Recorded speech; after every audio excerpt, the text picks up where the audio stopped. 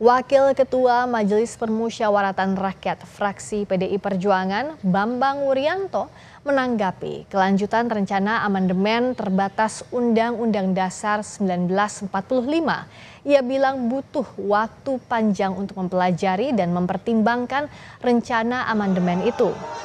Bambang menyebut kini MPR sedang fokus pada pelaksanaan pilkada serentak dan menyambut pemerintahan baru Prabowo Gibran. Sebelumnya, MPR periode 2019-2024 cukup gencar menyuarakan rencana amandemen terbatas Undang-Undang Dasar 1945.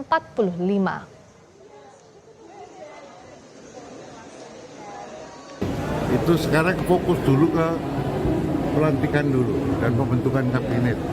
Pilkada serentak, kan begitu nih. Ada sisinya.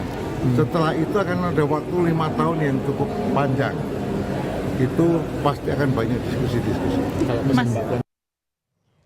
Majelis Permusyawaratan Rakyat periode 2024-2029 sudah dilantik. Lalu apa saja program kerja MPR yang baru? Apakah akan melanjutkan wacana amandemen Undang-Undang Dasar 1945? Kita bahas bersama Wakil Ketua MPR RI dari fraksi Partai Keadilan Sejahtera, Hidayat Nur Wahid. Assalamualaikum warahmatullahi wabarakatuh. Selamat malam, Pak Hidayat. Waalaikumsalam warahmatullahi wabarakatuh. Selamat malam dan selamat malam semua pemirsa Kompas TV yang saya hormati.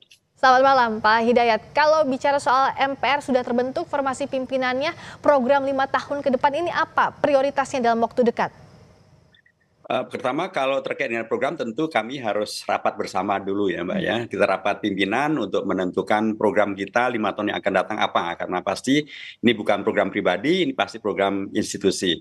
Tapi kami MPR pada periode 2024-2029 ini mendapatkan berbagai katakanlah warisan begitu ya atau rekomendasi dari MPR pada periode 2019-2024. Ada beragam butir yang sesungguhnya bisa menjadi program untuk tahun 2024-2029. Misalnya yang mereka rekomendasikan terkait dengan payung hukum bagi PPHN. PPHN itu dulu adalah GPHN. Nah, kemarin kami di 2019-2024 sudah menyiapkan sangat rinci terkait dengan PPHN ini. Tinggal lagi menyepakati payung hukumnya apa. Apakah kalau payung hukumnya adalah undang-undang, atau payung hukumnya adalah TAP MPR, atau payung hukumnya adalah Undang-Undang Dasar, berarti memerlukan adanya amandemen terhadap Undang-Undang Dasar. Ada lagi rekomendasi terkait dengan mengkaji wacana dan atau tuntutan publik yang semakin luas, semakin banyak terkait dengan amandemen terhadap Undang-Undang Dasar. Ada beragam jenis tuntutan di sini. Ada amandemen terbatas seperti yang tadi dibahas dengan Mas Bambang Pacul gitu ya. Tapi ada juga amandemen yang bahkan menyeluruh menginginkan untuk kembali kepada Undang-Undang Dasar 45 yang asli. Nah, ada juga kawan-kawan dari DPD juga menginginkan amandemen terkait dengan penguatan peran DPD. Banyak juga menginginkan agar MPR kembali menjadi lembaga tertinggi negara tanpa harus kemudian menghadirkan pemilihan presiden dari MPR, tetap kepada rakyat. Jadi banyak agenda tentang amandemen yang perlu dikaji dengan serius oleh MPR pada periode 2024-2029. Ya memang kalau sekarang kami masih dalam proses konsolidasi awal gitu ya tentang pimpinan MPR yang baru dengan program-program yang akan kami sepakati. Tapi jelas sekali kalau memang arahnya kepada amandemen karena memang Undang-Undang Dasar kita ini setelah diamandemen umurnya sudah 22 tahun lebih, Mbak. Jadi saya kira sudah wajar lah kalau kemudian ada beragam evaluasi terhadap hasil amandemen yang lalu. Dan bila memang memerlukan amandemen, maka bagusnya itu diperlukan 2 hal. Pertama ada momentum, dan nomor 2 di awal masa jabatan MPR. Karena kalau sudah di tengah akhir, kita sudah akan nanti fokusnya kepada pemilihan umum, pemilihan presiden, pemilihan pilkada untuk periode yang akan datang. Nah, Pak Hidayat, soal amandemen Undang-Undang Dasar 45 secara terbatas ini kan sudah dibahas juga di periode sebelumnya, tapi tidak jadi dibahas karena memang butuh waktu yang lama. Nah, dalam periode ini kalau tadi kata Pak Hidayat harus dibahas di awal. Tapi bagaimana untuk menjawab juga kekhawatiran publik berbagai juga akademisi agar tidak disisipkan misalnya untuk menghapuskan pemilihan langsung atau misalnya mengembalikan presiden menjadi mandataris dari MPR. Ini bagaimana menjaga kerangka ini, Pak Hidayat? Ya, pertama Undang-Undang Dasar kita hasil perubahan ini menegaskan bahwa kedaulatan ada di tangan rakyat, pasal 1 ayat 2. Dan karenanya rakyat yang berdaulat ini, yang diberikan kedaulatan oleh MPR, betul-betul harus mengawasi dan harus mengawal gitu ya, jangan sampai kekhawatiran tadi terwujud. Saya sepakat bahwa beragam hal yang tidak sesuai dengan prinsip reformasi harus tidak diulangi terjadi dalam konteks amandemen. Nomor dua, untuk amandemen ini juga ada aturannya, Bang. Nggak setiap orang mau amandemen kemudian terjadi amandemen. Ada pasal 37 ayat 1 dan 2. 3 dan 4 ya. Di situ disebutkan tentang syarat-syarat terjadinya amandemen. Harus diusulkan oleh sekurang-kurangnya sepertiga anggota MPR. Diusulkan secara tertulis, dihadiri dalam rapat paripurna oleh sekurang-kurangnya 2/3 anggota MPR. Disetujui oleh sekurang-kurangnya 50% bersatu. Jadi memang ini tidak mudah. Tetapi kalau memang ada keseriusan untuk melakukan amandemen, apapun bentuknya, itu memang pertama usulan tadi harus memenuhi syarat dulu gitu ya. Kalau ternyata tidak ada yang mengusulkan atau usulannya hanya wacana-wacana di media, di demonstrasi, di seminar, ya itu tidak akan bisa menjadi amandemen. Jadi memang syarat awal terpenuhi amandemen diusulkan oleh sepertiga anggota MPR dan itu jumlahnya tidak kurang dari 240-an anggota MPR begitu ya. Dan itu tentu bukan jumlah yang sedikit. Oke, ini bukan jumlah yang sedikit, tapi tidak ada yang mustahil kalau ada kesepakatan. Artinya lobby politik juga pasti kan akan berjalan di belakangnya, Pak Hidayat. Sejauh ini konstitusi tidak mengenal politik, Mbak. Konstitusi ada aturan-aturan yang rigid. Betul, rigid itu setuju soal itu. Karena kan konstitusional sendiri. Mengubah konstitusi tidak semudah itu. Tadi makanya ada syarat-syarat yang saklek di situ. Tapi pembahasan partai politik soal amandemen Undang-Undang Dasar 45 dari anggota MPR sebelumnya, tentu Pak Hidayat juga sangat hatam untuk itu, seperti apa sejauh ini untuk amandemen terbatas? Ya, pertama Undang-Undang Dasar sebelumnya memang tidak mengenal tentang syarat yang rigid tadi. Di dalam Undang-Undang Dasar yang asli, yang Undang-Undang Dasar 45 sebelum perubahan itu, hanya disebutkan pasal 37 hanya disebutkan dilakukan oleh anggota MPR, di forum MPR, dan tidak disebutkan jumlahnya berapa, bagaimana mekanisme. Sehingga kemudian terjadilah amandemen pada periode reformasi itu dengan cara yang demikian luar biasa, amat sangat banyak gitu ya. Kalau untuk di zaman reformasi ini, pada waktu saya menjadi ketua MPR tahun 2004-2009 yang lalu, itu sudah pernah ada usulan yang melampaui sepertiga, yaitu terkait dengan penguatan DPD. Tetapi kemudian ternyata usulan DPD yang tadinya didukung oleh Partai Demokrat, ternyata Partai Demokrat tidak jadi mengusul. Padahal kami setelah melihat bahwa ini sudah memenuhi syarat awal, kami sudah siap-siap untuk kemudian menindaklanjutinya pada fase atau tahap berikutnya. Tapi ternyata kemudian Partai Demokrat menarik usulan sehingga syarat awal itu tidak bisa terpenuhi, sehingga amandemen tidak bisa dilaksanakan. Nah, terkait dengan amandemen terbatas tadi, sampai hari ini pada waktu kami mimpin MPR di periode 2019-2024, nggak ada juga usulan resmi gitu ke MPR untuk amandemen terbatas, nggak ada, Mbak. Itu baru wacana di partai politik gitu ya, dan mewacanakan tentang amandemen terbatas. Tapi usulan resmi ke MPR, apalagi yang memenuhi syarat minimal sepertiga, nggak ada. Tidak ada satupun usulan ke MPR yang memenuhi syarat minimal sepertiga anggota MPR. Oke. Kalau rekomendasi MPR periode sebelumnya seperti yang tadi disampaikan Pak Hidayat Nur Wahid, khusus untuk amandemen Undang-Undang 1945 ini sejauh mana yang masuk mata rekomendasi? Kalau yang masuk rekomendasi pimpinan MPR adalah secara umum, pertama secara umum adalah terkait dengan mengkaji isu terkait dengan tuntutan amandemen. Jadi ini perlu kita kaji sehingga MPR mempunyai kesiapan bila kemudian ternyata ada usulan yang memenuhi syarat minimal sepertiga. Nomor dua, yang juga sudah menjadi wacana yang sangat kuat di MPR adalah hadirnya PPHN. Diperlukan payung hukum. Nah, kalau payung hukum itu sampai pada tingkat amandemen, maka MPR sudah harus siap. Tetapi untuk kemudian melaksanakan itu semuanya, sekali lagi syarat minimal sepertiga anggota MPR itu belum ada yang mengusulkan sampai hari ini. Kalau untuk wacana pemilihan langsung dan tidak langsung, ini sempat dibahas atau tidak di periode sebelumnya? Pemilihan langsung tidak langsung itu hanya terkait dengan pemilihan kepala daerah, Mbak ya. Tetapi kalau terkait dengan pemilihan umum, termasuk pemilihan presiden, tidak pernah ada usulan terkait dengan itu dan karenanya tidak pernah dibahas di MPR. Jadi dipastikan tidak pernah dibahas di MPR, Pak Hidayat ya? Iya, dan karena juga tidak ada yang mengusulkan secara resmi ke MPR gitu ya, untuk pemilihan tidak langsung, yang artinya adalah presiden dipilih kembali oleh MPR dan MPR menjadi lembaga tertinggi dan presiden menjadi mandataris MPR. Itu tidak ada. Tidak pernah ada agenda pembahasan semacam itu di rapat pimpinan MPR maupun rapat gabungan MPR dengan pimpinan fraksi dan kelompok anggota DPD. Kalau yang jadi bottleneck untuk pembahasan GBHN pada periode sebelumnya itu apa, Pak Hidayat? Ya, tadinya itu hampir saja itu, Mbak. Hampir saja terjadi amandemen terhadap Undang-Undang Dasar. Tapi bottleneck-nya waktu itu adalah tiba-tiba kemudian ada isu terkait keinginan memperpanjang masa jabatan presiden dengan 3 periode. Dan itu harus melalui amandemen karena memang itu adalah ketentuan dalam konstitusi di mana hadir ketentuan baru yaitu masa jabatan presiden maksimal 1 kali masa jabatan berikut saja. Tidak kemudian dapat dipilih kembali dengan cara zaman Orde Baru sampai 6 periode seperti zaman Pak Harto.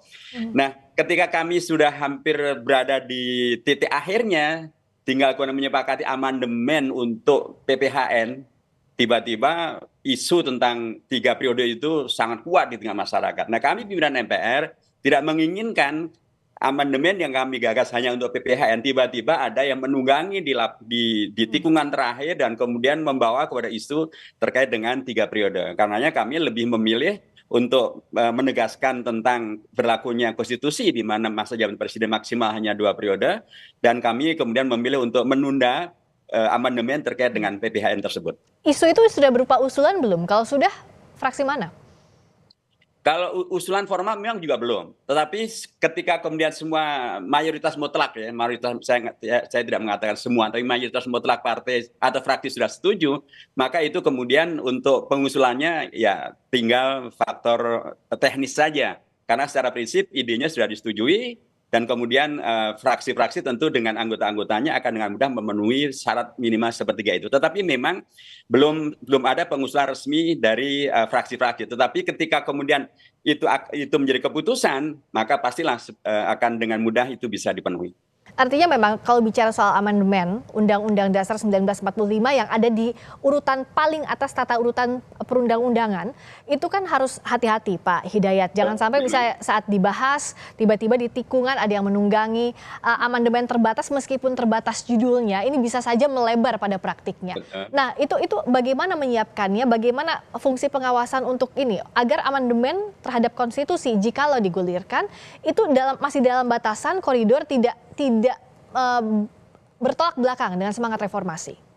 Ya, pertama kami di MPR ada badan namanya Badan Pengkajian. Ada juga komisi namanya Komisi Kajian Ketatanegaraan. Ini 2 badan dan komisi yang mengawal agar semua kajian-kajian kita termasuk terkait dengan amandemen tidak keluar dari koridor. Tidak keluar dari koridor reformasi, tidak keluar dari koridor konstitusi, dan artinya harus memenuhi ketentuan dasar dalam konstitusi maupun juga semangat reformasi itu sendiri. Nah, badan ini bekerja dengan efektif, Mbak. Ada pimpinannya, ada anggotanya, termasuk juga anggota Komisi Kajian Ketatanegaraan itu terdiri dari para senior mantan anggota MPR yang sudah mempunyai pengalaman sangat panjang di MPR. Sekarang mereka tidak lagi ada di MPR, mereka berada di luar MPR, itu artinya mereka menyerap aspirasi masyarakat setiap harinya.